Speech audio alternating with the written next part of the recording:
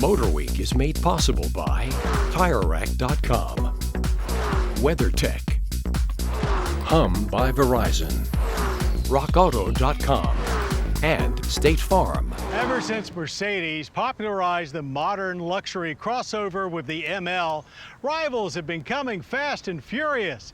Even traditional posh SUV brands like Range Rover have taken note and jumped into the fray, first with the compact Evoque and now with the midsize Velar.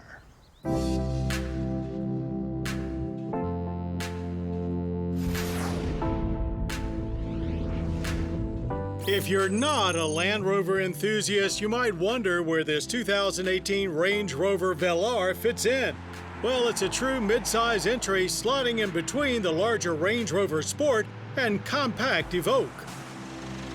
Engine choices are in step with the Jaguar F-Pace, 2-liter turbo 4s, 1 diesel, 1 petrol, and a 3-liter supercharged V6 that race 380 horsepower and 332 pound-feet of torque. All work with a ZF 8-speed automatic transmission.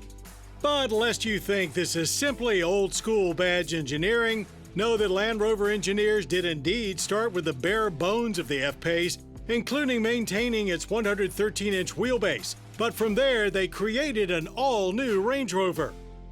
And certainly a high-fashion one, with no obvious resemblance to the F-Pace, just plenty of styling cues from other Land Rovers, with a floating roof design, some snazzy fender trim, and pop-out door handles thrown in for good measure, all standing on up to 22-inch wheels. More emphasis was put on off-road performance as well. So in addition to standard all-wheel drive, the Velar is available with terrain response too, and gets an electronic air suspension setup not obtainable on the F-Pace, at least for now anyway. And it's not just pretty, with a towing capacity of 5,500 pounds.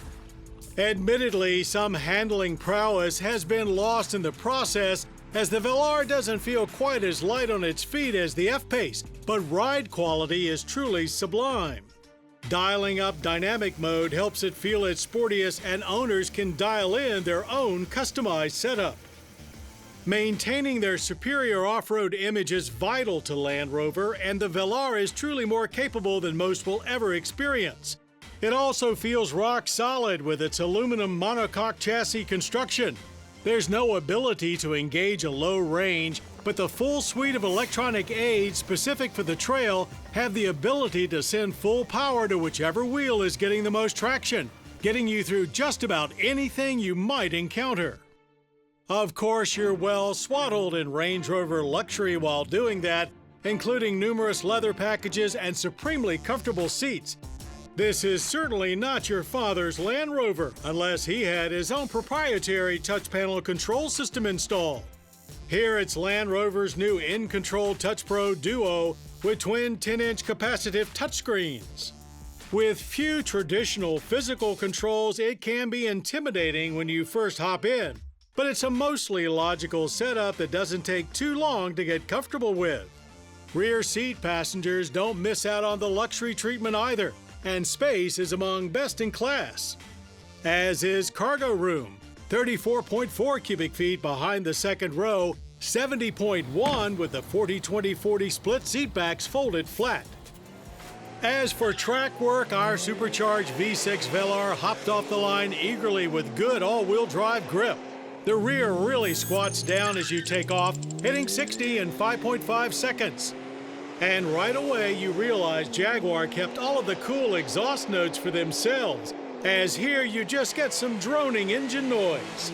Shifts are quick and smooth, however, taking you through the quarter mile in 14 seconds flat at a nice even 100 miles per hour.